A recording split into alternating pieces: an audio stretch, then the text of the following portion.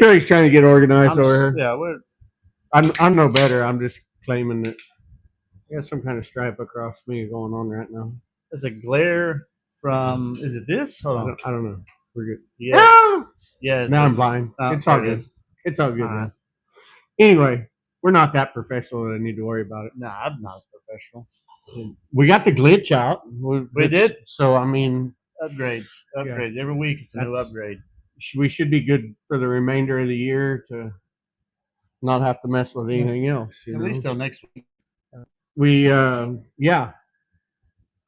KMO coming on. We got KMO coming on. He's got a new song out. Everybody's been bitching at him for a few years about coming out with a new song, so he finally got a new song out. We'll talk about that. Talk about all of his cage racing and cars and trailers and all that stuff. He's active. Yeah, he's active on social media. He's got shit to do. You know what I mean? That's the like we was gonna get him come on last week. He's like, dude, I'm covered up. Yeah. He's like, that's what he told me the other day. He's like, I'm working from like 5 to midnight right now. He said that's my hours of working. So yeah, we put guitars up in the background, you know, just it's for music. Yeah, it's music stuff. Yeah, because we got a music guy coming on. Yeah, I made sure I wore the merch. It's kind of like, of course, it's a dirt track thing. Yeah. You know, I'd heard that in Bakersfield before I left, and then it took me a while to put 2 and 2 together. I knew you and KMO were buddies, but I didn't I don't know. I just slow at it. Yeah. Well, I probably knew him for 2 years before I realized that was him. Okay. All right. I'm just, I am slow. I'm more than just on the racetrack. You didn't do any racing this weekend, huh? No, I got drunk on the beach. Yeah. So that was about as much. I was racing to the cooler. That was about as much racing as I did. I did see you got to visit with quite a few friends down there. Yeah. Saturday was just kind of chilling, and then Sunday I got my buddy Aaron Bird from Waco. It was down there, come down there with his family, and then TJ and his wife Holly showed up at Shorty's, and we watched our buddy Ty play, and it was a good time. I drank way too many beers. It happens. It was. I don't even want this one right now. The beach will do that to you. Yeah, well, when you start drinking at like 9 in the morning, they accumulate. That's our last week we had Chad Weber on, and that's always our thing is you can't drink all day if you don't start in the morning, because he lives over near the beach. Yeah. Not like can't see it, but real near the beach. And my mom was over there, and we used to my mom lived in a mobile home park, and it was just walk across the street to the beach, and it also had park restrooms with heated floors, half a dozen super nice showers in them. What does the floor need to be heated for? And so, so like when we would go race over there at Santa Maria Speedway, everybody, mom would wake up in the morning and there would just be like 25 people laid out in her mobile home, couches, floor, just everywhere. Then you get up and just go over there and take showers and stuff and start drinking. If it wasn't race day, even still maybe a Bloody Mary or mimosa or 2. Yeah. But then on Sunday, if you weren't racing, you just started drinking, and that's sometimes we'd stay there Sunday night, and it's about a 2-hour drive. Yeah. Get up super early and head in for work the next morning. So that did happen. Yeah. I don't know what it is. It's like at the 600. Usually that first night we're there, we get pretty tore up and party, and then we got to race over the next day. And then for whatever reason, we do it again the next night, and then we got to race hungover and work on the car the next day. Right. Well, and then the next day we get drunk again, and we got to fucking drive home drunk, load all this shit up. So here's Skinny. He's talking about he remembers winning the one guitar, and where's it at? Over here, this one I won that. That's the guitar I won at the Bud. I think it was the first Bud Nationals I won, and maybe the second. But anyway, and that's the reason that not that I play great, but that's the reason that I play now is I promised to learn one song on that guitar after I won it. And but It yeah, was the national anthem, wasn't it? it was. I learned several, but I did play the national anthem the opening night of the Bud Nationals because it's a 2-night show the next year. Did not do a great job of it, but I did it. And I've dared everybody that won a guitar since to try it, and nobody can follow that up. So pussies. Yeah. But yeah, and he says you can't drink all day if you don't start in the morning. And there's something about those 2-day shows, and people will say, "Oh no, we're going to party the second day," but they don't. Nobody's happy. Okay, you got even a regular show. You've got 4 or 5 winners. Yeah. On Saturday. On Friday, on night 1, everybody still has the potential to be winners tomorrow. Yeah. And so everybody's happy. Everybody's the second night. There's no good parties because there's only a few people that are like really happy and wanting to celebrate the next night. For whatever reason, our crew just don't give a fuck, and we're gonna be we're still gonna be partying. We did also, and Skinny would always make food, and we always, if we didn't win, we invited the winner over, and we'd celebrate that way. Well, like our big races and stuff, we just like seeing all of our friends that we'd only get to see at these races. Lane, so, we're glad you could make it too. Yeah, well, thank you. On the YouTube. Yeah, heck yeah. Yeah. Don't forget, if you're watching this and you want to pull it up on your big screen, on your TV, get on Dragonslayer Industries YouTube. Yep. And hell, you can watch it on there. You can watch it on your TV. Sit in your garage and watch it or whatever. You ain't got to hold your phone or whatever for Facebook. So.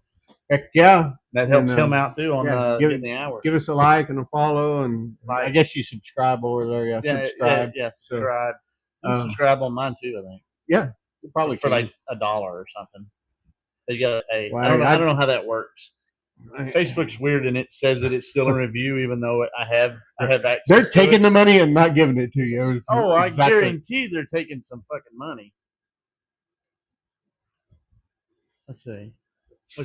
What's your favorite track y'all have been to? Oh man, as a fan, Why Not was really badass a few years ago, and I get to go back this year to the Street Stock Super Nationals. There was just the most people I've seen in a dirt track race that didn't have like a national touring series there. It was nuts, just crazy pit parties, everything. It was such a badass place. Favorite to drive on would have to be Thunder Mountain that was here in Texas when I was a kid. Yeah. Where I started racing at. That track was a whole lot of fun for a bigger track. I want to say it was like a big 3/8. Yeah. That's my favorite. I was going to say it's shut down now. El Centro, California. Thunder Mountain too. And it was a big track and had big old wide turns, and you could take a car with a pretty good motor there that handled decent. It didn't even have to be perfect, and just leave it matted. Like, you just leave it to the floor and haul ass. That was, if you had to lift, it was just because there was somebody in front of you, or you got in pretty wrong or something. Yeah. But it was crazy. I don't, I guess just to be at, maybe over there at Santa Maria where Chad's running, because you're just in the cool weather all the time. It's always cool there. They do manage to get good crowds, and they keep people involved even way back then. They used to not let, way back when, nobody got to touch the track service until after the sun went behind the mountain. Yeah. And that was part of how they kept it all together. So KMO is on here, so we're going to go ahead and bring him on in and get Skinny off of there. How we do that? Can we do that? Yeah, let's do that. I don't know. It's my first day. So anyway, what's up, man? What's going on, buddy? How are you? You got a normal beard and stuff. Yeah, well, I fucked up. trying to trim a mustache, Yeah. and then and so now I have a funny looking goatee. That's good, man. I like your shirt. Thanks. That's It was actually my favorite one we've had made right there on yeah. Scott Oh, Corner. I got it at the Goodwill. Yeah. I seen Hot Carl wearing one of them in Australia. Oh yeah. Like I had the wagon shirt, the tan one, and I gave it to Donna's last year in Australia. He was like, "I want that shirt," and I was like, "When I went to leave it, I got his hot pink koozie sitting around here somewhere. oh yeah, they And I don't got have him on there half naked, does it? Because he had some. Oh yeah. Why is it so dirty? my 3-year-old's been drinking out of it. No. Look Sorry, like man. they've been pouring concrete around. Yeah. Oh I need to no, get some more. that's what it's supposed to look like. that Is that that's it on there. Yeah, yeah, is that yeah. the joke? That makes Okay, sense. Yeah. I That got way you. you don't have to clean it. You Right. know it's supposed to be like that. Yeah. When there's mud in the bottom of it from the racetrack, is Right. mud on the outside Yeah, too. if you're not chewing up the last drink, you're not at a Right, racetrack. exactly. Well, man, I know you got a lot going on lately. You got a new song out. You got cars for sale. You got trailers for sale. You got I don't know what else for sale. You got deer hanging up in the background. Tell Yeah, us. What's been going on, man? What's the music man, industry doing right now for you? man. So as you know, the social media world is just wild, man. The way things operate now. So I've always had a hobby of doing music, and it turned into a somewhat of a real life gig. About 10 years ago now, when I put out Dirt Track Thing, it opened the door to some publishing deals. And the way that the whole monetization stuff works now with getting paid, from content, the way Philip, my producer, explained it to me, we got monthly subscribers now, and we've got 3 songs on there, and they do pretty well. They generate a little money here and there, and Yeah. the way it works now, if I had 6 songs on there, we'd be making double. If I had 9, we'd be making triple because we've already got the subscribers. Um, so I'm just a 38-year-old white rapper. That's what I'm doing right now. And we're just making more music, and that's always been fun. I mean, it's a hobby. Like I said, I don't know anybody that doesn't love music, and I'm just able to have a little bit more fun with it than everybody else. But yeah, new single, Loud as I Want. It's out on all the major platforms, available everywhere music is sold. So if y'all can go give it a download, that's what pays for my race fuel and my race tires, and that's Hell yeah. about it. It's not paying bills, but it's paying for some fun. Right. That's all you guys produce it here in Texas and all that. Yeah, I actually did it right where I'm sitting right now. Again, it's wild. He shows up with a laptop. We got a good microphone, good equipment, and you can record a song just about anywhere now. Most of these big guys now do it on their bus. That It's wild. so my mom, she's a real good singer, and probably we always blame it on me. Like Merle had asked her to go on the road with him, and then she got pregnant. So I caused that to not happen. Good job. Yeah. Good fucking job. So anyway, but we had a friend, and he's a great singer also, and he'd been to Nashville some. But it was funny to just we were all trying to help be involved, right? And my mom being so close, and she's just like, "You got to do this, you got to do that," or like, "That's not the way it works anymore, Mom. You can do so much through social media, and all that." And it was just kind of a crazy thing to see that. What I'm going to say, I guess she didn't quite understand or whatever. And at that time, you had some people popping out of their getting big from just doing music at their kitchen tables and stuff like that. That was, when that was going on. And I think it's such a cool thing. Yeah, it's opened a lot of doors for different people. Just one example of how social media and how everything works as far as getting some payback on it. Sure, y'all saw last month or so. I do the weekly rental rides. Had a buddy of mine barrel roll a car on the first lap of hot laps. Still don't know what he had up his ass, but it happened. But the 15-second video that I uploaded of it's going to make enough to cover the damages on the car. Like Yeah. it's just it's unreal to me because, you know, you're at the racetrack and, you know, people come by, oh, man, I bet you ain't going to rent out another one of them cars, huh? Yeah. And I'm like, yeah, you know, if you only knew, buddy, like, I'll rent we'll you be this back. one right here. Yeah. But are you gonna put another body on it like it was? dude, or? the body's fine. Like Oh shit. it cracked up the fiberglass roof behind the halo, but like it's gonna be able to be beaten out. Like it bent some halo bars and it bent both axles. We drove it in the trailer after he flipped it. It wasn't terribly bad. It didn't, you know, I've wrecked some without flipping them that were trash, but it didn't bend a hood pin. It didn't bend a bumper. You know, everything was good. The halo held up, did its job. So yeah, we'll be back, man. It wasn't any worse than what poor old EJ did the week before. You know, it just shit happens. We'll fix it. We'll come back. It's not a big. He was bouncing off tractor tires, I believe. Yeah, before that, wasn't he? He said that one wasn't there the lap before. Yeah, but yeah, we're having fun. Like I said, I've only raced twice this year, but we've taken the rental car out twice with absolutely piss poor results. But we had the most fun those 2 nights. So if we can go to the racetrack and have fun, that's why we do it. So it's all good. Exactly. You got to take something good away from it anytime. Anytime you're at the track. I think if you can't take something good away from the night, then maybe take a break or just sell that shit or something. I don't know. Even a bad night, it's still something good out of it. So Kenny, Jessup that flipped the car, you know, he's a buddy of mine, and he's not a bad driver at all. But you know, he offered to buy the car. He's like, man, I feel so bad. I said, dude, I'm not worried about it. I was like, he's like, man, I really think we had a good shot. I said, I wouldn't have remembered if you would have ran second or third, but we will remember. Knocking the fucking wall down first lap of hot laps. Like, it is. You know, we got stories, so we're good.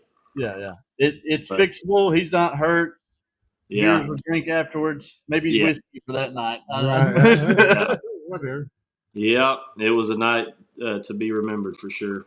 Absolutely. And luckily, Daniel, who takes badass pictures, he was there and got badass pictures of it all. So we'll have him up in the shop for years to come.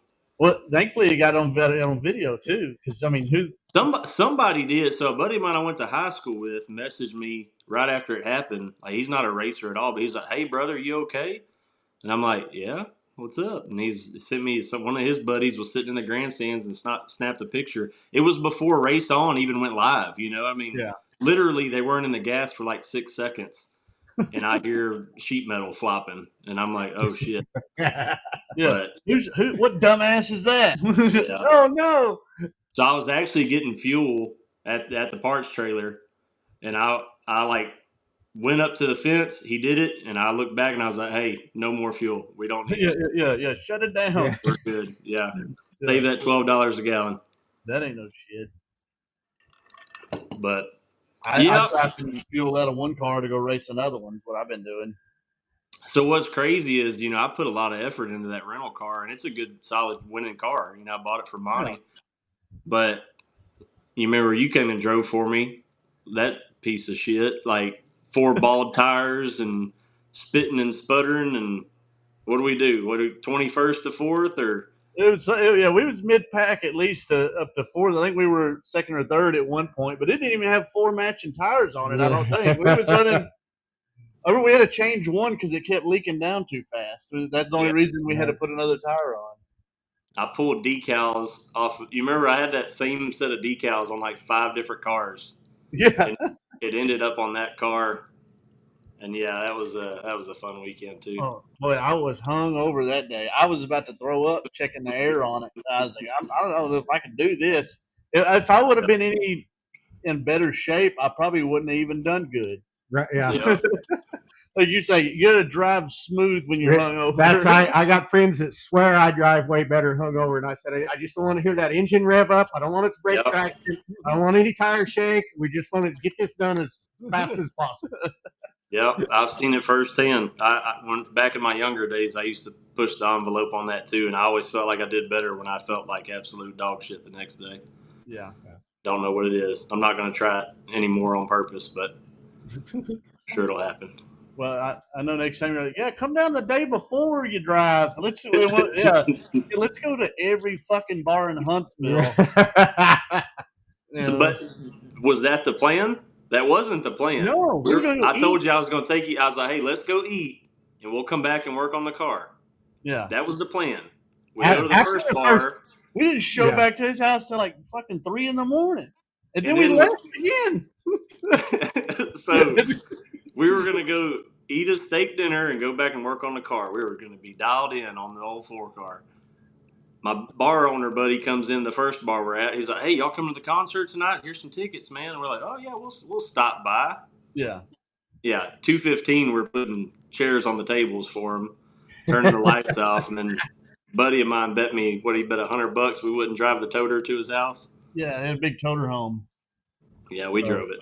We drove it over there. Yeah. We shouldn't have. I don't think we should have. I think that was a mistake. Look at hindsight, I have a buddy that's a school teacher. Super nice guy, good race car driver, late model driver. And he's so funny because once he gets to drinking, he's not good at stopping. And he had this bicycle that he would ride around the pits. And he had drank so much that he would stand it up. And then there's that kind of minute, the few seconds before it fall over, it's kind of balanced. And he would just rear back and kick it just as hard as he would kick it. And the next day he comes by and he's like, man, do you have any idea who was messing with my bike last night? It's awesome. And we're like, yeah, we got videos of who was messing with it. Just wait. I felt that somebody on my just neck. wait, but yeah. It can go bad in a hurry sometimes. Oh, yeah. I tell people all the time, I don't have a drinking problem. I never have. But if I go out, we're going out. Like, we're going to shut it down. That's just how it's always been. People are like, hey, we'll just go out and we'll leave at 11. I'm like, yeah, that's not going to happen. Probably not. Not going to happen. No, yeah, don't. If it's past like 7:30, don't fucking ask me. I'm already made a decision for the day. Yeah. But if we're starting earlier than that, if we're going to get drunk, then we're going to get drunk all night.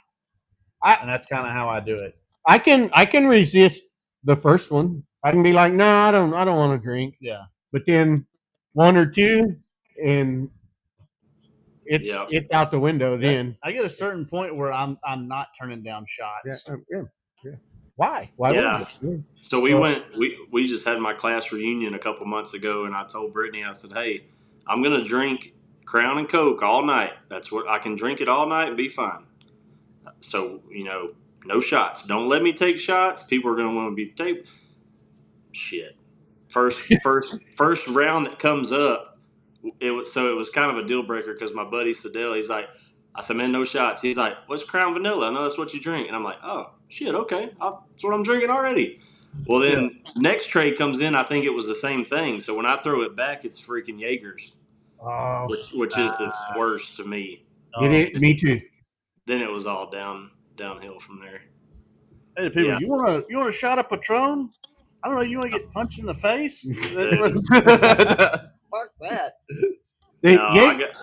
I can't do the shots, man. Jaeger can be the first shot of the night, middle of the night, and it goes right down me and comes right back up immediately. To the point, we were at a bachelor party one time, and I was like, no, I'm going to skip out on the Jaeger. And they're like, no, let's do it. Or they're like, do it. They're calling me names or whatever. Bachelor party fun. We know everybody. And I told them, I said, we're in a bar. And I said, that's fine. I'll do it. But I said, any of you son of a bitches that get up and walk away while I'm puking, you guys are the pussies now. Yeah. And so that's, I did. They hadn't been by to gather the glasses off the table. So I did my shot and just started grabbing glasses and filling them back up. You should have seen them scatter. And I'm just like, I told you guys, I'll do it. I don't care. But you guys didn't want to see that. I didn't want to see it. But you kept on. It's coming back. Yeah, it's coming back. Jaeger's not my thing. Yeah, so back when we used to hit the bars every night, like the drink was Red Bull and vodka. That's what everybody drank. It was quarter night. You could get quarter wells, private cellar whiskey and Coke, or Red Bull and vodka. Well, I didn't like being like everybody, so I started mixing my own stuff at the house, and I landed on Monster and Wild Turkey. not good. But that's what I used to drink all the time. And you talk about the worst hangovers, man. I You bet. fall asleep and then wake up, and then I started putting Pop Rocks in it for whatever reason. But Just some more. It needed some more sugar. Where the fuck do you even buy those now? that's the deal. They were on the gas station gets you. They got your bubble gum and they got your horse pills, and then they had Pop Rocks. I'm like, shit, I'm gonna throw some Pop Rocks in that Monster and Wild Turkey. I bet that'd be badass. And it was real badass for a little bit. But Lane says Ficken, a German liquor, is way worse than Jaeger, and I don't know how you get anything worse than Jaeger. Yeah, I'll take his word for it. It was ficking bad. Yeah, it's real Ficken bad. Yeah. I stick to beer. I'm a beer guy. Dude, I've been drinking that Shiner Bock Blonde, that light. That's probably the best domestic beer out right now. I love Shiner Blonde. I'm drinking 12 of them. That's what I'm drinking. Yeah. Oh yeah, I like the Shiner Blonde. I'm a Corona man. If I'm sitting down to have one or two beers, I'm gonna have a Corona. But if you're drinking a few, them Shiners are smooth, man. Yeah, I love the Shiner Blondes are good. I love these Shiners. I don't know. I'm a Texas beer guy, so if it's made in Texas, I'm like, yeah, that's probably what I'll drink. Yeah, I'm just a whiskey and water guy mostly. I'll drink beer or whatever. When in Rome, do what the Romans do. But what's your choice of whiskey? Jameson is probably my favorite right now. I do like Seagram's VO also. I think they're very similar, even though one's Canadian and Irish whiskey or whatever. But I think them Canadians know their whiskey, man. Yeah, I'll stand by them. Yeah. I'm a Crown and Coke man myself, or if I'm being picky, I drink Crown Vanilla and cream soda. So, and I like Crown, but I like the flavored Crowns, the Crown Vanilla and the Crown Peach. I'll really like to just sit with a couple ice cubes in it and just sip it. Yep. The regular Crown, I used to drink a lot of it, but it's just not so much better in my opinion that it's worth the price always of. Yeah. But yeah, I really like the Crown Peach and the Crown Vanilla. I used to just drink peach moonshine, and that it's too good. If something tastes too good, I'm gonna fucking overdo it. And that's why I stick to beer. It's not great.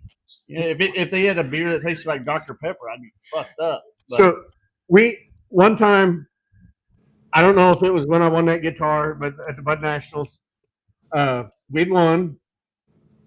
And we have a good friend of ours who drives a truck, so he always brought us moonshine from back east out there, and I got a couple bottles. The races are over, and for whatever reason, they entrusted me to build the fire. Yeah, I'd already had too much, but I have gasoline in a bottle and moonshine in whatever cup I have, and I poured the moonshine on the fire and took a big old swig of the gas. But as I'm walking away, right, I drink, I get a swig down before I realize what's going on. And then I'm such a dumbass and I'm so stubborn that I don't tell anybody in case I do pass out or anything. They're just going to think I'm drunk off my ass and I'm just going to die. I woke up the next day and I'm like, why'd you have to be so stubborn? That was stupid not to tell somebody that you just drank gas. If I'd have passed out, they'd just been like, he's drunk. He's been on that moonshine. He's drunk. What a drunk. Yeah. Dumbass all the time. No, dumbass for sure. Yeah. I was still a dumbass, whatever. But was it unleaded or what?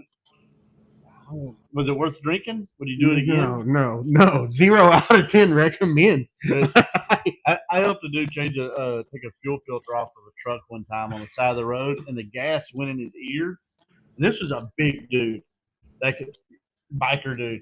This motherfucker was crying. It hurt so bad. I was like, well, I know not to ever fucking get gas in my ear if it's that bad. I know. Jesus. Okay, I've told Billy this story.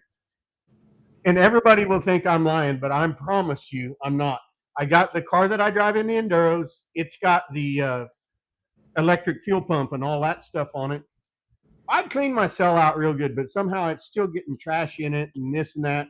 And I'm down there. I bought a filter that had this weird connector on it, whatever. So I'm laying under it, and it's got residual pressure. And I pop that deal off, and it goes in my nose to the point it made me cough. Like it was just a straight on, and I'm like, I burnt gas for 3 days. They'll give you heartburn. Stupid. Couldn't smoke or nothing. Was that at the 600? No, it was right out here in the front yard. I got you. 'Cause if it was at the 600, you could have said you were going to win until that happened. That's everybody. Everybody at the 600. That's the funny thing. You walk around pits. Oh yeah, we was leading until the car wouldn't start. We was leading it. Yeah, everybody was leading it. Everybody. The person that was leading it at halfway or whatever. Everybody. Nobody knows. That was the joke, the running joke when we were down there that first year. Kenny Wallace, he comes up. He's like, "Hey man, I'm about to call it a night, but we were on the lead lap when we broke, right?" I said, "No, we really were." He's like, "Fuck, it seems like everybody was." That's all they kept telling me all night. I said, "No, there was 4 of y'all, but we really were." But yeah. Them guys come up. Shit, that was my race to win, man. Damn carburetor fell off. I'm like, okay, cool. At the 275 on that rough track, I was leading but the fast line was through the rough stuff for me. I was leading until I knocked the damn oil filter off of it, right? But had I slowed down and got out of the rough line, then I probably wouldn't have been leading. But yeah, that was. I don't know. You're the only person I know that's knocked an oil filter off like that. But you know how you pack a bearing? It didn't even rip it off. It wedged it from behind. The sand was getting between the oil pan and the filter, and it wedged it the opposite way that you would think. Yeah. It just kept packing it up in there until it's sitting there on there crooked. Until it broke the seal.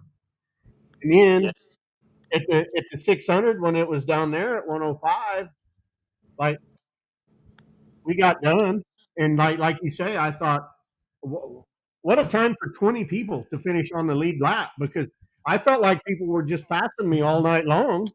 Yeah. And they come over and told me to go to tech, and I was like, oh, no shit? Cool. Yeah. You never know in those races where you're at. Because I didn't feel like I was fast whatsoever. I just felt like I kept my stuff together, and that was it. We ended up third that night, so that was fun. That sunny, that rough, remember the Cotton Bowl when me and Jesse were down there? Yeah. So dude, that was a really sketchy situation there for like the first 10 laps. I mean, the whole race was really, but like I've never seen a track that dusty. Dude, you literally could not see if there was a car, 20 cars, and I mean, you could not see. No, and you couldn't see them from outside the track. You couldn't see who was on the track. And I remember, I was in a legal bone stock factory stock trying to just help them push. Hey, you got a car, bring your own car, and I really thought I was going to be in the way because we took the Kenny Wallace car with Bubba driving, and I just went to kind of support the cause, but the same 4 cars kept passing me all day. It was Howard and Bubba and I think Skeeter and somebody else and Paul White. And at the end of the races, I was like, shit, I got 5th because they told me under the last red I was in 5th, and I was just riding. I'm riding along. Yeah. And that's when they DQ'd me because my starter didn't write down my start time. And I'm thinking, I just risked tearing my car up for 2.5 hours. I wish they'd have just stopped me. You know what I mean? Like, and I was like, can y'all start me at lap 2? Like, I'd still get 5th. Nope, sorry. I'm like, okay. Yeah. I'll go fuck myself. Raced that whole race and did not get a scratch on the car. You know what I mean? That was crazy. That car didn't have not a mark on it. A lot of cars didn't. I don't know. That was for a race that you couldn't even see the other cars. That was pretty crazy. And everybody was telling me that they were staying with me because I had that rocket red, that petty scheme. Yeah. And they were like, I could see that through the dust. Like, I was like, yeah, I couldn't see a damn thing. Like, I was just hoping and praying that nobody was parked up there because if there was nothing to do about it. But those Enduros are really fun, but golly, man, been in some sketchy situations in the ones that I ran. Yeah, day racing in general is sketchy. I think. Yeah. And then when it's that dry. Back to that, like the last 30 laps, the sun was setting over there in turn 2. And it just added to it. You could not see a damn thing. And the dust was better at that point. Right. That was a wild wild day. But yeah, got DQ'd for no start time. I'll never get over it. Hell yeah. Let's see, we got Crazy Jim. He's done made a comment here, and I think No, he's Jim plagiarizing. He's plagiarizing some song lyrics, I think, for Oh you. shit. Yeah, mowing grass when it looks so green. Yeah, buddy, that's a lawn care thing. Raffled off my car, got a new mower, sold a bag of weed, got a new blower. Yeah, Jim. Yeah, he was also wanted to mention something about why the lines in your yard were crooked. Oh, he's full of shit. He's full of shit. Got the best lines on Fostoria. Yeah. Hey, Jim can outdo me on laying some lines, though. I'll give him that. It's because he sharpens his blades every morning, and I don't. With a file. He does. Ask him about it. Yeah, old Jim. That motherfucker pulled out $5,000 out of a sock one day up there at 105. I forget what the deal was. He was like, let's go get it. And I'm like, what the fuck? Yeah, I remember one time somebody he bought something. They're like, where'd Jim get that money? I was like, his freaking back pocket? Like, Jim keeps that money on him. Yeah, he's a cash guy. Yeah. That's why we get along so good. Yeah. So can we talk about your cage races on here? Or? Yeah. Oh yeah. Yeah, we're clear. We can talk about them. yeah.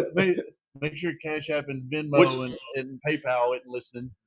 Yeah, that's a pretty cool deal. I mean, it gives somebody a shot at getting something for a little or nothing. Sometimes it's pretty good stuff. You always have really good stuff on there. So I think the first one I did was like 2017, and I did my race ready IRP. This wasn't no BS IRP. Like, we had been winning in it, and the guy that won it went and won in it. I used to do one a month. Like, I would try to do one a month for a car. And this was kind of before everybody. I wasn't the first, but a lot of people started doing them. And a lot of people started talking about raffle laws and this and that. Well, a raffle is, by definition, if you print tickets that represent a chance to win something. So if you're not printing paper tickets, raffle laws don't apply to any of that. Yeah. So you just got to find the loophole. And like I said, we used to always donate everything to 10% to Parker Lee Project or $1,000. But yeah, I've slowed down on them, but I still will do one every now and then. Really, it's just another way now that I sell something. Like I do the weekly rental stuff. So like, if I do one, say it's 20 spots for $100 a spot, it brings in 2,000. But I try to put several options on there. I'll have a deer hunt or a short block or brand new carburetor, brand new transmission, whatever, something that somebody can use. Right.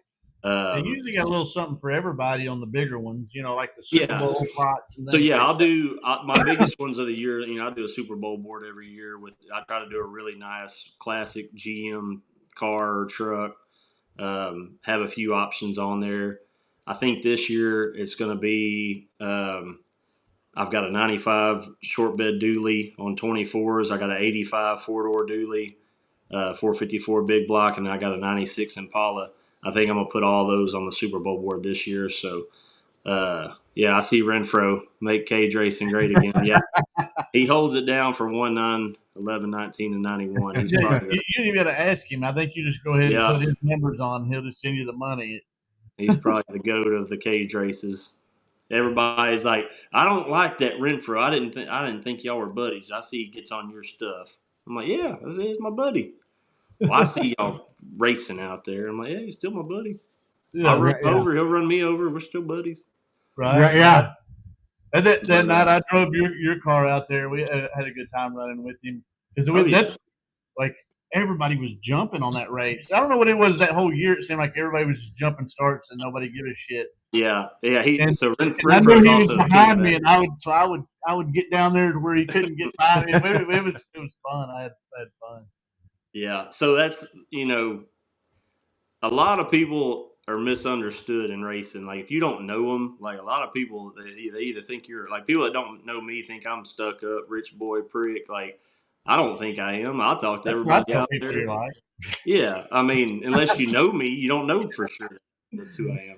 But Right. like people think Renfro, oh, he's just a dirty piece of shit. Blah blah. I'm like, no, Renfro's a good dude. He's just gonna drive you as hard as he can. Like that's cool with me. Like Right. I mean, Dalton's the same way. Dalton's gonna drive you as hard as he can. That's. I mean, what are we doing? That's what we're doing. That's like Right. these NASCAR guys bitching about guys racing them hard. Like, yeah, that's why you get paid millions of dollars. People want to watch y'all race hard. Like it's, Yeah. that's why we're out here.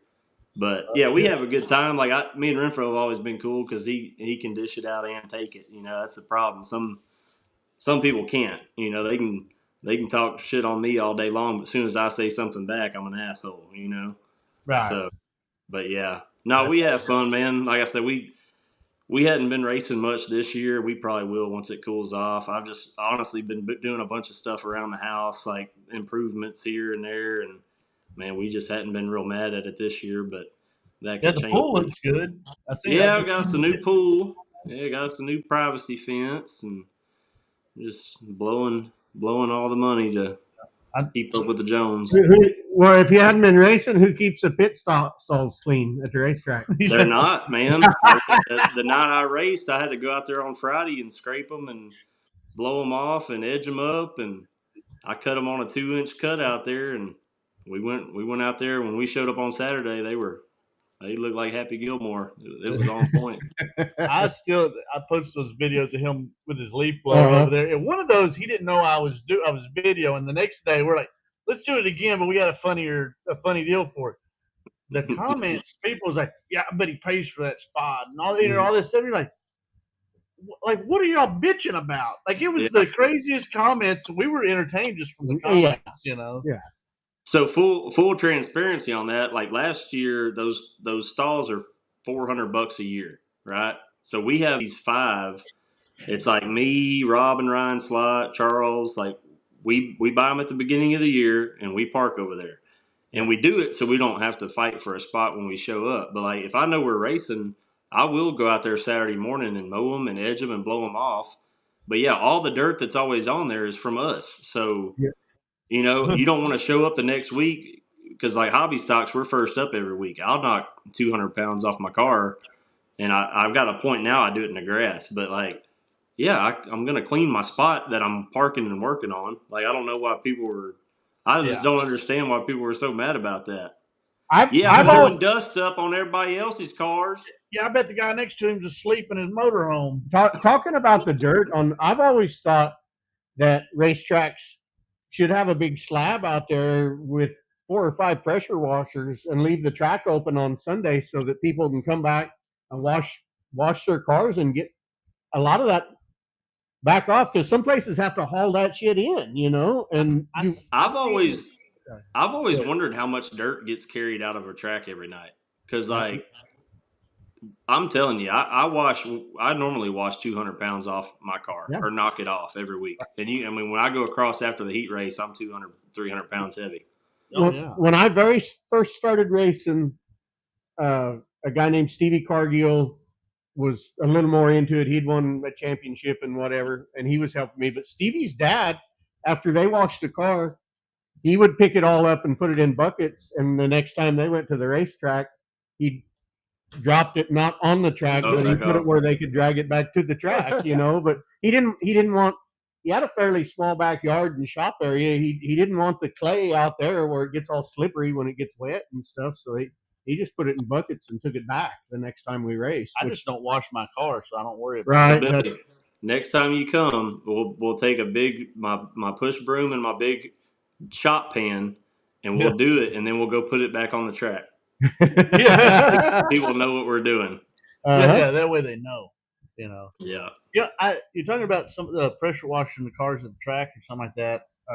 I seen a track recently in the last week for advertising, and I want to say it might have been there was some national tour going through there, but the track, it was like $20 or $30 a car, or it might not even been that much to use their pressure washer and stuff.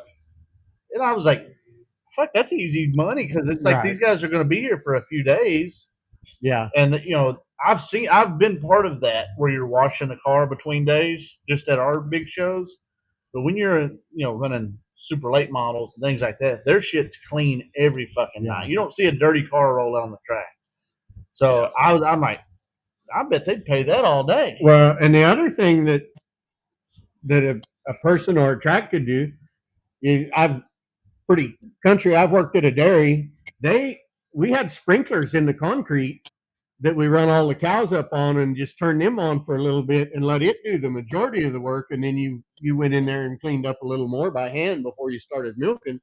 But you was milking them. Yeah. Oh, yeah. I don't know if you was in the bull part of it. Well, I wasn't in the insemination part. Yeah, no judgment. I'm just right. But he had one of them long gloves. Let me reach way up in there. Yeah. What's in there? Right. Yeah. No, I haven't done that. Yeah. What did he say? There's a big hill in the field. Oh yeah. I know what he's talking about. Yeah, I've carried a bunch of fucking mud home from Devil's Bowl too, from the 600.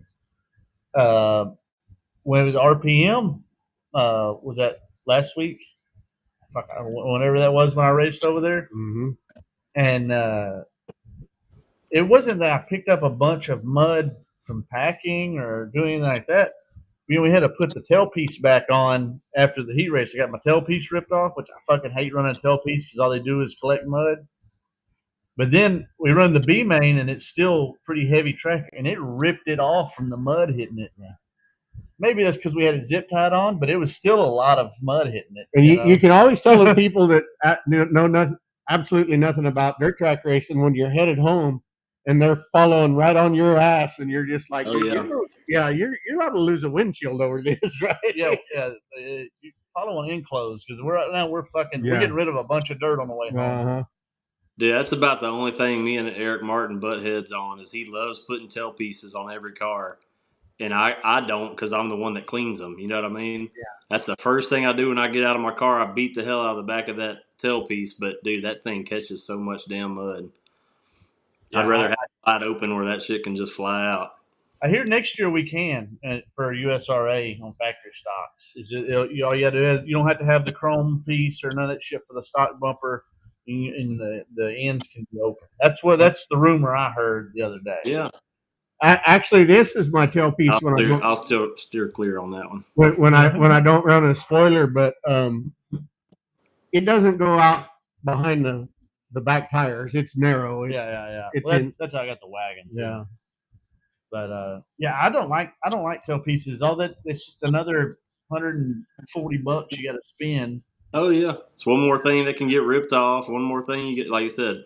Well, I had to go to the back of my heat race at RPM because my tailpiece was coming off, and it came off, and I was like, "Fuck, I don't even like that thing." Right. But we got Skinny here. We're lucky to have the racks. That was a time when he housed about 5 or 6 of us there, and it's so nice because he's got at least 4, maybe more, like lifts. Lifts, yeah. And so you just put them up on there, spray them off underneath, and put them. I've been to Morgan Bagley's shop a bunch, and he's got an outside lift. Like at your shop, you got the outside lift, and that is perfect for washing. Getting the car up there and getting up underneath it. I bought that lift for 2 reasons, and one is for washing, and one is for when I sell a car, I want somebody to be able to get up underneath there if they want to and look at everything.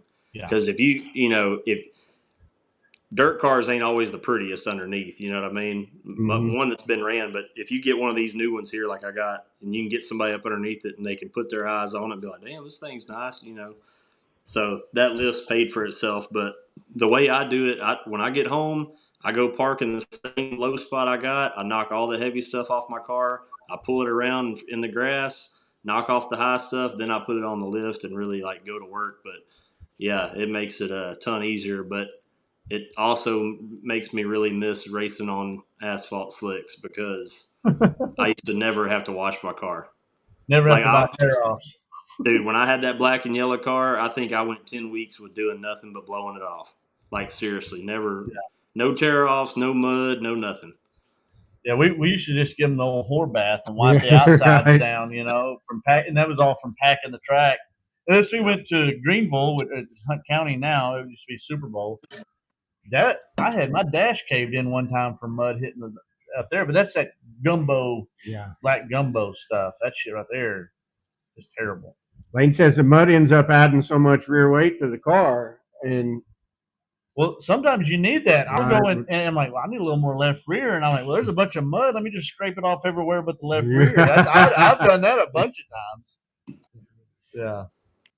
Generally, when you're taking mud on, though, you don't need more rear. Unfortunately, Well, when if you depending on the track, Yeah. I reckon. But yeah, I'll let if it's getting slick, I'm going to leave the mud on.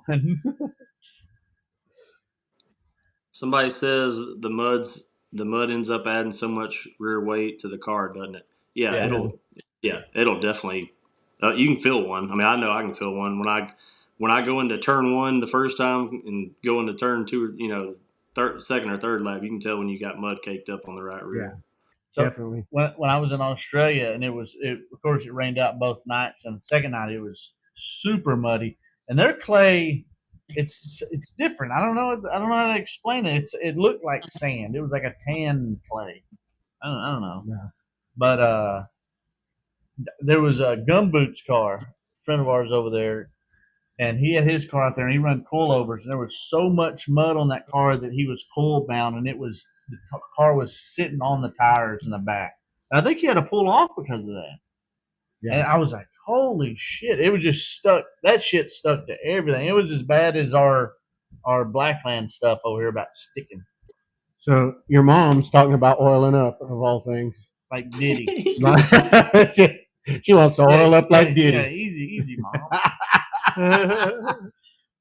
Austin, are we going to run the 100 lapper? I think I am. I think Billy's going to be gone. I'm supposed to be at Street Stock Super Nationals at Wynot in Mississippi that weekend, so I'm going to miss that unless something changes. And what I was reading, I guess I'm going to need somebody there to change a tire. They say you have to change one tire. Yeah, I did knock it out early. And so You got to change it at some point throughout the race, like under green or what? Yeah. And I guess under green, it just says you have to change one tire throughout the race. So I'm going to have to get a hold of somebody because Stacy, a lot of times it's just me and her that go racing. So she's probably not going to be my best tire changer. We need to get the old sockets with the spring in them and shit. Really knock it out. But air jack under the car, all that. Yeah, so we're going to race a 100 lapper. I am going to. Here's what we do: is we just put a tire on the back like an old Cadillac, and then just change that tire. Austin says he's going to be home through the end. So, all right, cool. And I'll get that bench done too so that you can give that to him. Austin, you got time to buy a car. I know you're over there making fucking money. Put 100 towards KMO's probably got a car you can buy right now, yeah. Austin. Yeah. Yep. Got plenty of them. Austin's who I bought that last limited from. I got you. The black one? Yeah. Yep. Yeah. So I've got a car here now that I just did some trading on last week, and it's not a bad car at all. It's a 2-seater aftermarket floor and firewall, and I'm thinking about just going and racing it this weekend. Yeah. I actually told Jim to come work on it if he wanted to go race it, but we'd probably have more fun in that thing than anything else. I've got the Laser and the Outlaw for sale, and dude, those are honestly just way too nice for me to want to go race anywhere right now. Like they're just. I kind of got a bad taste. That one race at Boot Hill was so rough, man. It kind of turned me off from going. I don't know were you there at that one? Wait, is it the 30,000? Yeah. No, I was in Australia. Okay. Yeah, that 30,000 was Australia. Yeah. I was there in the 199. Yeah. Lee was there in Jared's car. Yeah. Yeah.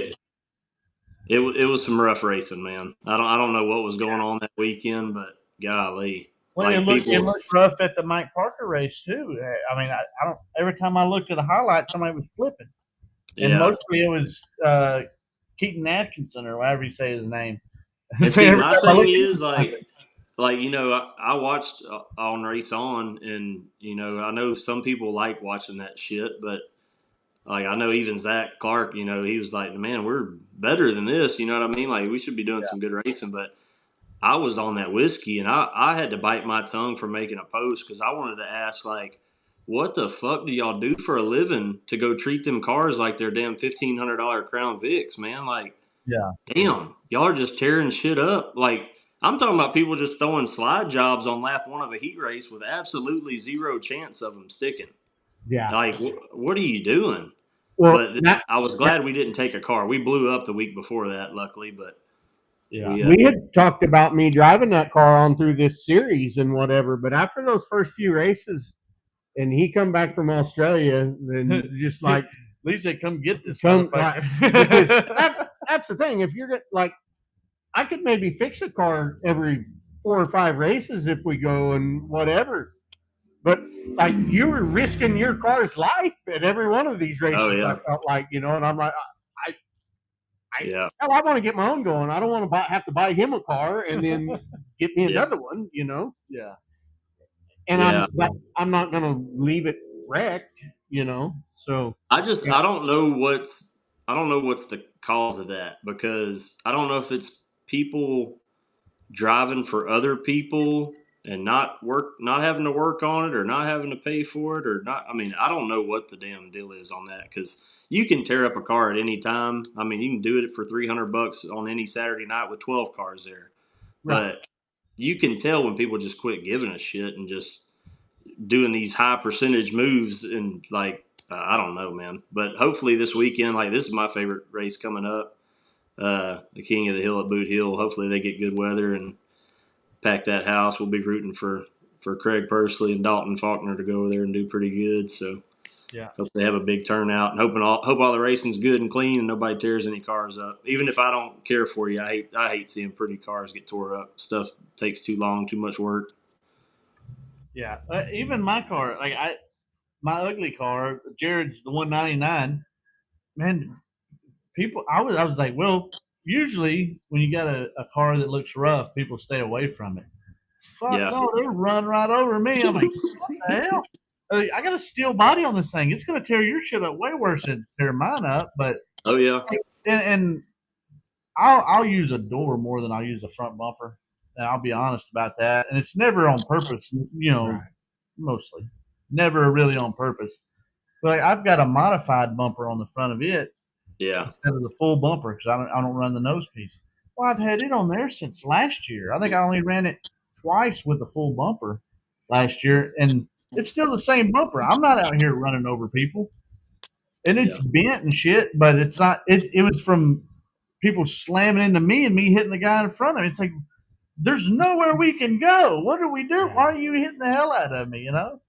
I don't understand some people's reasoning behind the way they drive. There was a time when, I was fortunate enough to be driving for different people. Yeah.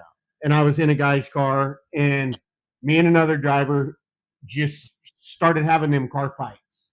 And the guy I'm driving for, his idea was, he said, I'll just buy you another car and let's just demolish his in hot laps, and then you take our other car out.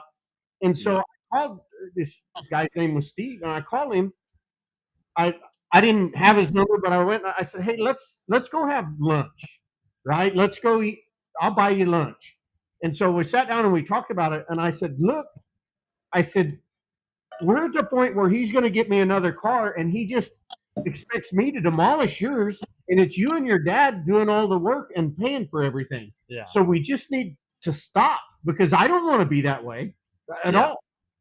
And so we sat there, we had lunch and whatever, and then he was like, I really appreciate you just coming and talking to me about this. And I'm like, I have had my cars, I have one now, but I started out building my own stuff and paying for my own stuff, and I just I didn't feel that was the way to handle that situation. So I'm like, dude, let's just go have some lunch. Let's talk about.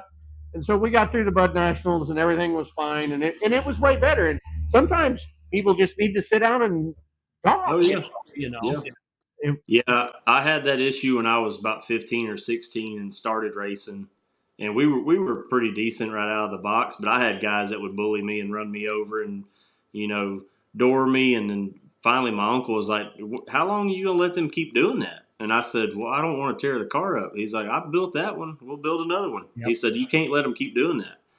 And when I finally told people, like, "Hey, man, I'm just a 16-year-old punk ass, like you said. I don't pay for that thing. I'll trash it." I think they believed me, because I And I tell people that to this day. I want to go race clean. I want to, first, second, third, cool. But I want to race clean and hard. We're going to make contact. We're racing. But when somebody runs you over every weekend, I've told them, hey, you're going to run out of cars before I do, buddy. I promise you. So we can go about it however you want to. I hate working on cars. I love racing, but I fucking hate having to repair a bunch of shit for no reason. Let me go. I'll do the maintenance. Let me go over it, make sure the wheels aren't bent and shit like that, and I'll change the oil. But yeah, fuck having to rebuild one every week for wrecks. The guy that originally owned my Enduro car that I drove for him, we did carry, and it was street stock racing for $500 to $1,000 a week. Yeah.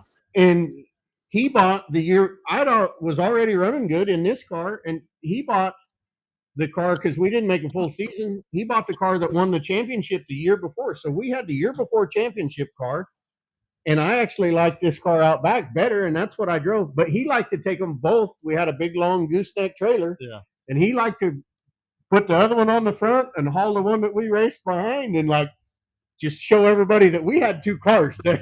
Yeah. It was insane for street stock. Yeah, we had the fuck around one and we got the find out one. Exactly. Yep. They were both capable of winning races. But so now, EJ's driving the car you drove, my first ever car, and it is absolutely. Is it your Uncle Charlie that helped build that or built that car? Yeah. Okay, so he commented on one of the posts earlier and said that, but I wasn't sure if that was the same car. Yeah, that's my Uncle Charlie. I was just seeing the picture of us in tech with it that I have. Yeah. So that car has been reclipped front and back multiple times. It still works. Still, everybody that drives it says it drives like a Cadillac.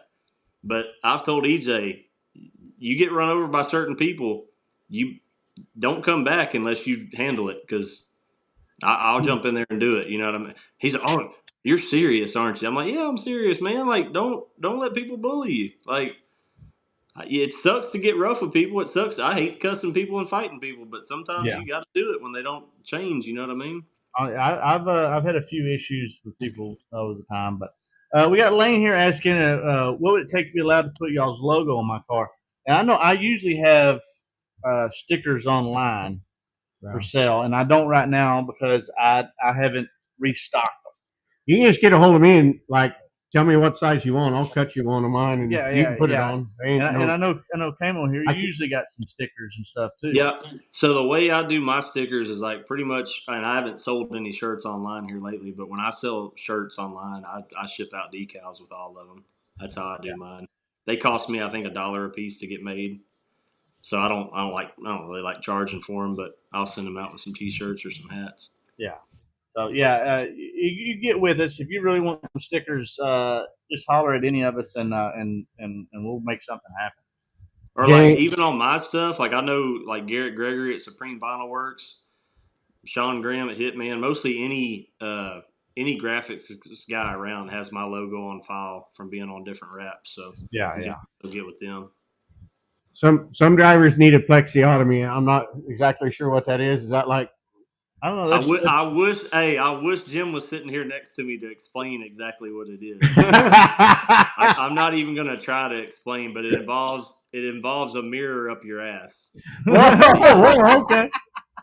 So when you have your head up your ass, you can see what's going on. See what you look like or something. Well, you see his haircut. I don't even see the zoom in the picture there. That's the back. Sunglasses and a mustache. That's the back of his head. Back. Okay. All right. And there's kudos to you on being a clean driver. Skinny again. Our buddy Jerry Stewart was running for second at Santa Maria, and the car spun out in front of him, and it was all bad from there. So he hit the infield tractor tire. Well, that's good. So it's good for me. Lane again. Never understood the thought process. Turn up 10,000, 20,000. Yeah, it's just crazy. But you get competitive.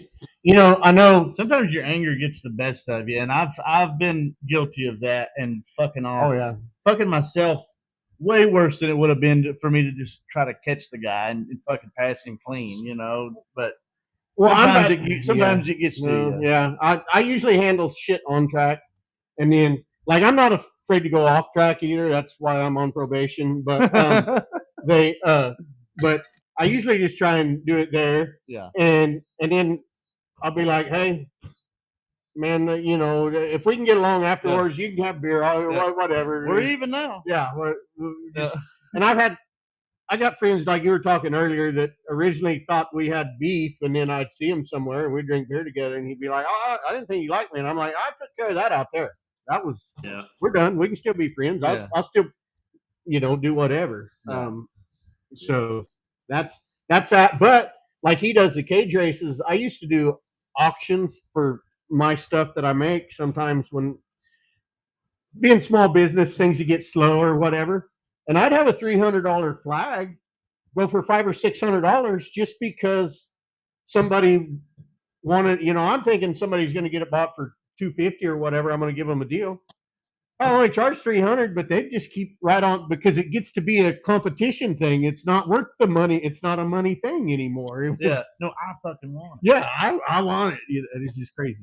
See, what's Jim here saying again about the install here? Yeah,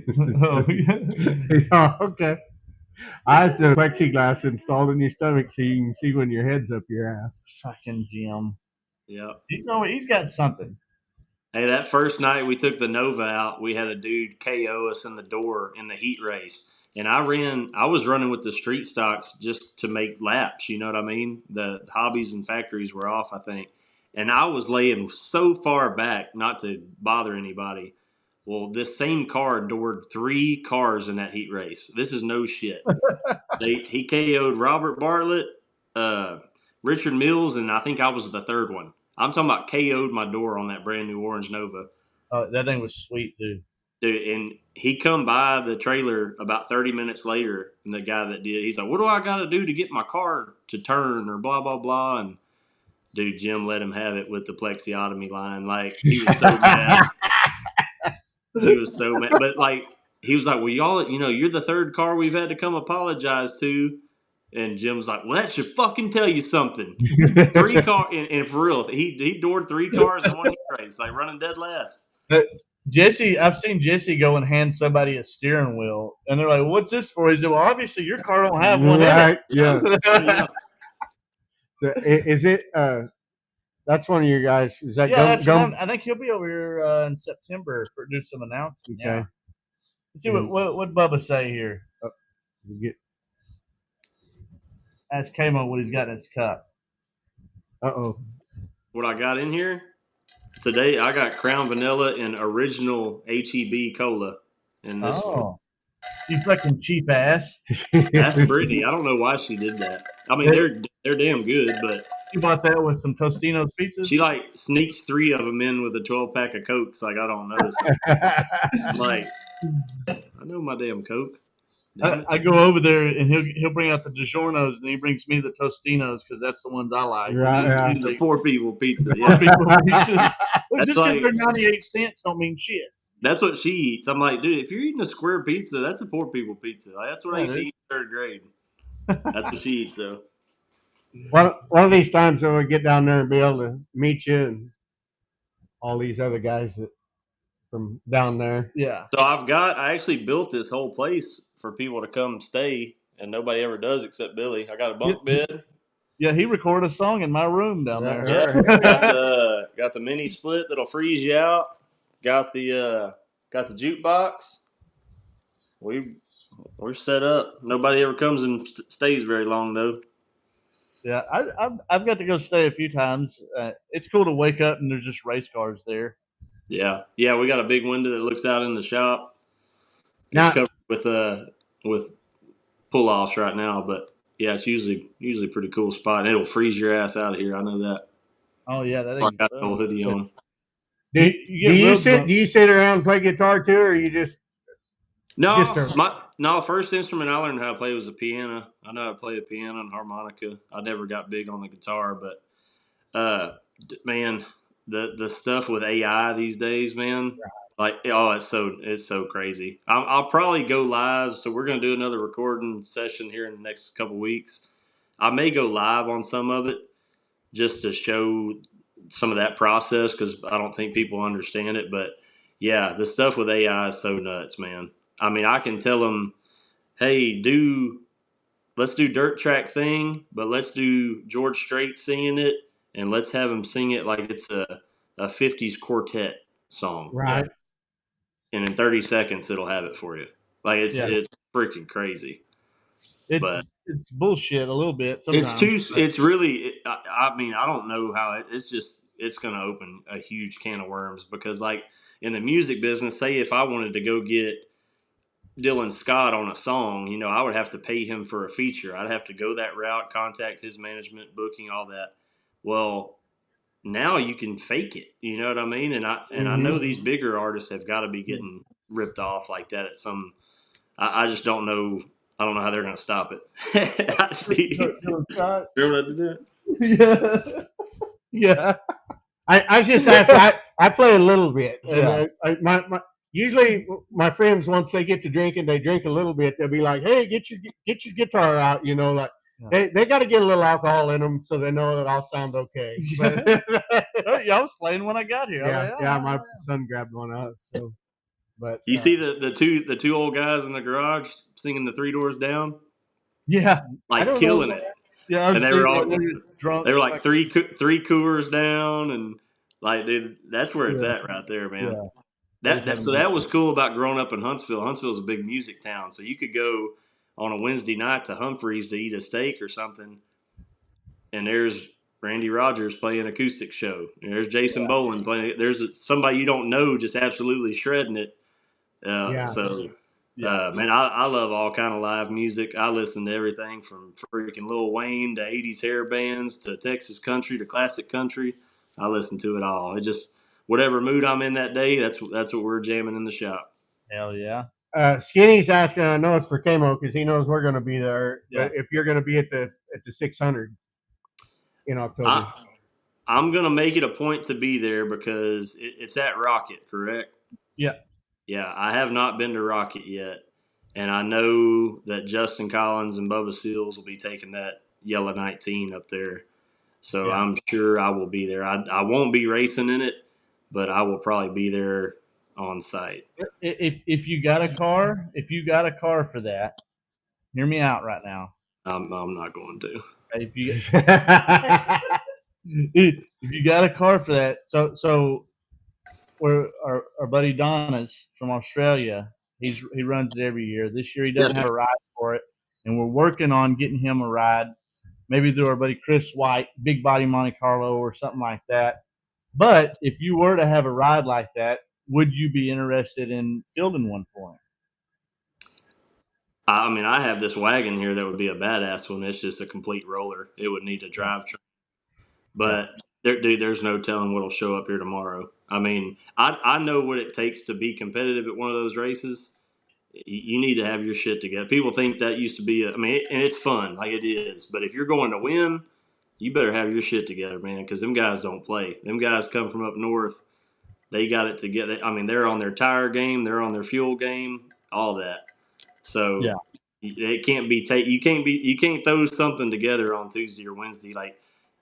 And I hate being the bearer of bad news, but every week of the 600, especially this year since it was 2 miles down the road, Tuesday I had people, hey, I'm looking for a motor, I'm looking for a rear end, and I'm thinking, don't waste your time, bud. Like, I hate to be that guy, but luckily most of them are like, yeah, we threw in the towel, too little, too late, and I'm thinking, yeah, that's good because I know guys that have been making laps since freaking August, you know. Yeah. Yeah, you gotta have your hot rod to win now. Them guys do not play around. We've definitely upped our game over the years on it, with the wagon and things like that. And it's I don't know if we're running the wagon this year. I got that 3-link car together, so we'll kind of see how that's going. But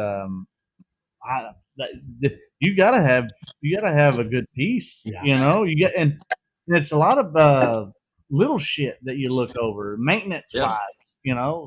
Man, even if you have something happen on the track, you have to have a plan and everything in place when you pull off the track. Like I would tell my guys, like, hey, if he comes off with a right rear flat, jack that thing up in the center, put both new tires on it, have somebody ready to put fuel in it. Like you can't just put a left rear on and leave. You know what I mean? Like hit the lug nuts again. Like you have to have your A game for that shit, and all the way down. They're doing transponders now, right? Yeah. Okay. Well, you even better have you a badass scorekeeper, because I would go sit up there at Devil's Bowl, because that was the best place to watch from, because all the lights at Devil's Bowl are built to shine, from the front stretch. Yeah. I would go sit in the stands, and a guy has his wife and her friends scoring, and they're just over here talking about what happened on the Kardashians, and he's just burning laps. Like I'm like, hey, he went by again. Oh, okay, and I'm like, damn, that dude's out there driving for his life. It's a lot of money on the line. Yeah, but I see it all the time, Yeah. But yeah, those races are no joke, man. They're fast, and if you want to win, you got to be up on the wheel from the drop, and you got to make every lap as fast as you can make that lap. You got to be committed, even if it's a slow lap. You got to make it as fast of a slow lap as you can. Yeah. Skinny threw out your official invite to dinner when you come to the 600. He's the chef. Yeah, in our pit. So, and we're gonna have a band there Friday night in our pit. Hell yeah. So, no, we'll make the trip up there. That's my time of year. Weather starts getting good, and like I said, that 600 is fun. I've never not had a good time at one. Even we've left there heartbroken. I know y'all have, but there's like that second year, I really thought we had a badass setup. We had that Outlaw built. It was tougher. We learned from the first year, and it was fast. Like, and we popped the 604 Friday night. EJ put a 602 in it. He was just as fast Saturday, and we finished that Saturday, but broke something on the left front, and then you're parked for 30 laps fixing it, and that's just kind of it. Like, it is what it is. But yeah, they're hard to win. So props to anybody that's lucky enough to get one. Yeah. I did walk away from there with 2 trophies one year for the 2 best looking cars. So that was cool. I got a Lone Star 600 trophy over here. I remember that. I had that guy come by one time, and he'd never come by mine because my cars usually like shit. And it was the first year I had the wagon, and I had the fucking wrap on it, and it was all different colors, new body, and looked good. And he was like, "Can you take the hood off for me?" And I was like, "No." I didn't know who he was. I was like, "Fuck no, I'm not taking the hood off." And so I didn't win that. But I'm not taking the fucking hood off. Damn. Who knew the life that wagon would have when it left my yard? No shit. That thing's got some laps on it. Yeah, I tell you, I pulled the 602 out of it, and it's in the 199 now. And since I got it rebuilt, because I blew it up at one point, Marty Robbins rebuilt it. Fucking, it's probably got nearly 2,000 laps on it. Damn. I don't know why it doesn't smoke, but it's still doing good. But then the car itself, I mean, I've finished in the top 5 like 4 or 5 times in it at different enduros. So it's a good one. We either do really good or we don't finish. One of the two. Yeah. What kind of car count are y'all expecting up there? I'm hoping over 100 cars, man. I'm hoping it's a good car count. I know he's waiting on some more people to enter. We had a lot of people that's not entered yet. It just between us, the people that we know that's definitely coming. So if people are wanting to get entered, make sure you go ahead and get entered and get your spot in there and get your number reserved, because it might be gone. Dave says it's not a hood; it's the bonnet. It's a bonnet. Bonnet. No, it's a bonnet in Australia. Over here, it's the fucking hood. And it's not. It's a trunk. It's not the boot. Yeah. Well, we're an hour and 20 minutes. We don't went way on past what we normally do. Man, thanks for coming on. We really appreciate you coming on, and hope the new song does well. I've seen several people sharing it on Facebook and stuff, and hopefully we'll see you at a racetrack soon. Yeah. Yeah, we'll be racing here once it cools off just a little bit, but we'll come if 19 or whatever gets back open. We want to come over there at least one more time. Had a good time over there, so Yeah. That's the joke. We was going to come, but the creek rained out. Yeah. Yeah, I was coming until they rained out. Yeah. But yeah. So yeah, we'll definitely let you know when that stuff gets back off. We're kind of doing the same. It's too damn hot, and I got a lot of other stuff going on between going to Wisconsin next week, and then I might be going to Montana, and then I'm going to Mississippi, and so I'm going to be traveling everywhere. So I ain't got money. I'm real poor. So You just bought a bus. Look, I might have bought a bus today. That's also why I'm not racing this weekend. 'Cause I bought a fucking bus. Did you buy a bus? Yeah. I bought another from the school auction. Hell yeah. Best ones. Yeah. So if you need any you picked up a bus for me. Yeah. You picked up a bus for me that we bought from a school auction. Yeah. And then you bought my last bus. Yep. So I don't know if I'll paint this one blue, but we'll see. Well, man, again, thanks for coming on. Yep. Thanks for having me. Yeah, man, had a good time and appreciate it. And we will see you at the track soon. I do want to let people know I do have a new dirt track song that'll be out soon, and probably going to get with Race On and do an actual music video for it. So I know there's going to be people out there every time I put out a song that's not a dirt song, but I ain't better than dirt. Yeah. We're doing another dirt track song, man. I don't even like Keith Whitley. We need to have you come get on my boat. We'll do one on my boat. Right? Yep. Yeah. You've seen this barrel boat, right? Oh yeah. It's snaps of it. Yeah. So yeah, you come out there, man. All right, man. Well, take her easy. Tell the boys I said hi. Yep, we're gonna get back in there and put them to bed and get back out here to work. Hell yeah. All right, man. Take it easy. Well, it's a good one. It was. We went a little over, but usually the good ones we usually do. It's fine. Yeah. I mean, you got the viewers. That's what you do. That's it. Keep them entertained. He was happy to be entertaining there and talking. So KMO's a good dude. We always have a good convo with him. I like going down there. I ain't been down there this year. I usually am down there by this time. Right. It was sometime around this time last year. I brought him a trailer, and I think I don't remember if I could stay the night or what the deal was, but we always have a good time. Appreciate everybody for sticking around and hanging on and watching, and we will see y'all next time.